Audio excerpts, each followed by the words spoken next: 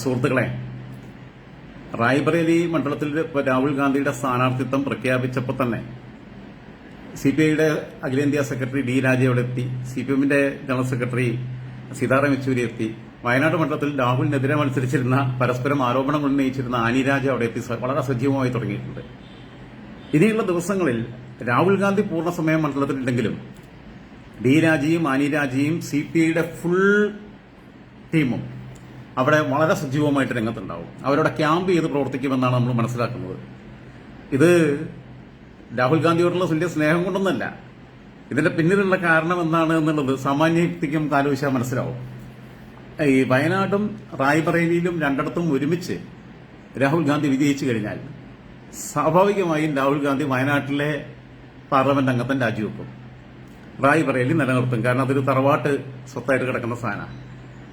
അങ്ങനെ വന്നു കഴിഞ്ഞാൽ വയനാട് മണ്ഡലത്തിൽ ഉപതെരഞ്ഞെടുപ്പ് നടന്നാൽ വീണ്ടും ആനി രാജ അവിടെ സ്ഥാനാർത്ഥിയാവും.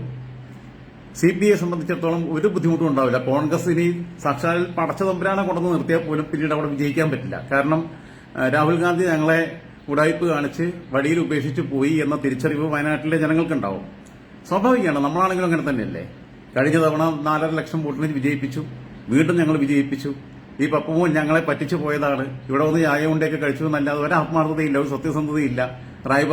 റായ്ബറേലിയിൽ പോയിട്ട് മത്സരിച്ച് അതുവരെ റായ്ബറേലിയിലോ വേറെ ഏതെങ്കിലും മണ്ഡലത്തിലോ മത്സരിക്കുമെന്ന മുന്നറിയിപ്പ് പോലും തരാതെ ഞങ്ങളെ പറ്റിച്ചു. ഞങ്ങളെ കൊണ്ട് ഒരു ദിവസം ഈ ചൂട് കാലത്ത് ക്യൂ നിന്ന് വോട്ട് ചെയ്യിപ്പിച്ച് പറ്റിച്ച്, പച്ചമലയാളത്തിൽ പറഞ്ഞാൽ വേറെയാണ് ഭാഷ പറയേണ്ടത്, പോയി എന്നുള്ള തിരിച്ചറിവ് ജനങ്ങൾക്ക് ഉണ്ടാവുകയും കോൺഗ്രസ് ആരെ കൊണ്ടു നിർത്തിയാലും ആ മണ്ഡലം പിന്നീട് നിലനിർത്താൻ കഴിയാത്ത അവസ്ഥയും വരും. അങ്ങനെ വരുമ്പോൾ സിപിഐയെ സംബന്ധിച്ചിടത്തോളം ഇന്ത്യൻ പാർലമെന്റിലേക്ക് ഒരു അംഗത്തെയും കൂടി പറഞ്ഞയക്കാൻ കഴിയും. ഇത് ഒരു സാധ്യത. റായ്ബറേലിയിൽ തോറ്റു കഴിഞ്ഞാൽ പിന്നെ ചങ്ങായി വയനാട്ടിൽ ജയിക്കുകയും ചെയ്തു കഴിഞ്ഞാൽ വയനാട് നിലനിർത്തും. ഇനി അഥവാ കഷ്ടകാലത്തിന് 2 സ്ഥലത്തും കൂടി പരാജയപ്പെട്ടാൽ അതോടുകൂടി പപ്പുമൂലം തീർന്നു, കോൺഗ്രസിന്റെയും ഗ്യാസ് തീരും. അതാണ് ഉണ്ടാവാൻ പോകുന്നത്. മാത്രമല്ല, എനിക്ക് പേടിയാണ് ഈ ചെക്കൻ എന്നൊക്കെ പറയാൻ പാടില്ല, നമ്മളെക്കാൾ 10 വയസ്സിന് മൂത്തതാണ്. പക്ഷെ ചെക്കൻ എന്നല്ലാതെ എന്താ വിളിക്കുക? രണ്ടിടത്തും കൂടിയൊക്കെ തോറ്റു കഴിഞ്ഞാൽ പോയിട്ട് ആത്മഹത്യ ചെയ്യും. അതാണ് എനിക്ക് സംശയം. എന്തായിരുന്നാലും റായ്ബറേലി മണ്ഡലത്തിൽ ഡി രാജ, അനി രാജ ഉൾപ്പെടെയുള്ള സിപിഐയുടെ ഫുൾ ക്രൂ അവിടെ ക്യാമ്പ് ചെയ്ത് പ്രവർത്തിക്കുമെന്നാണ് ഞാൻ മനസ്സിലാക്കുന്നത്. സിപിഎമ്മിന്റെയും എല്ലാ മിഷണറിയും അവിടെ ഉപയോഗിക്കും. ഇടതുപക്ഷം സജീവമാകും. അത് രാഹുൽ ഗാന്ധിയോടുള്ള സ്നേഹം കൊണ്ടല്ല. രാഹുൽ ഗാന്ധി റായ്ബറേലിയിൽ എങ്ങനെങ്കിലും ഒന്ന് ജയിച്ചു കിട്ടിയാൽ മതി എന്ന് രാഹുൽ ഗാന്ധിയേക്കാൾ കൂടുതൽ, കോൺഗ്രസിനേക്കാൾ കൂടുതൽ ആത്മാർത്ഥമായിട്ട് ആഗ്രഹിക്കുന്നത് ഇടതുപക്ഷമാണ്.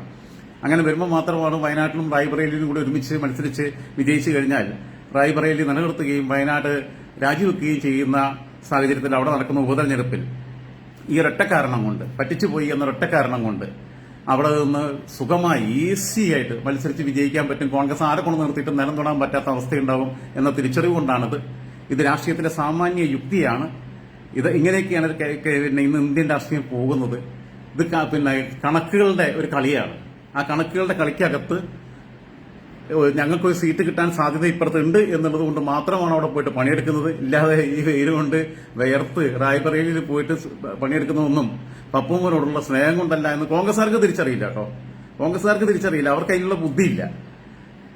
തൽക്കാലം ചെറിയൊരു സാധനങ്ങൾ മനസ്സിൽ വന്നപ്പോൾ പറഞ്ഞേ ഉള്ളൂ. ഓക്കെ, അടുത്ത സ്റ്റോറിയായിട്ട് കുറച്ച് കഴിഞ്ഞാൽ വരുന്നതാണ്. വളരെ നമ്മളെ ഈ കേസൊക്കെയും പറഞ്ഞ പോലെ വേദിയിൽ പരിപാടി നടന്നുകൊണ്ടിരിക്കുമ്പോൾ നമസ്കരിച്ച ഏതോ ഒരു മുസ്ലിയാരുണ്ടല്ലോ, അയാളുടെ കഥയിലേക്ക് ഞാൻ വരാം. അത് അടുത്ത സ്റ്റോറിയിൽ അത്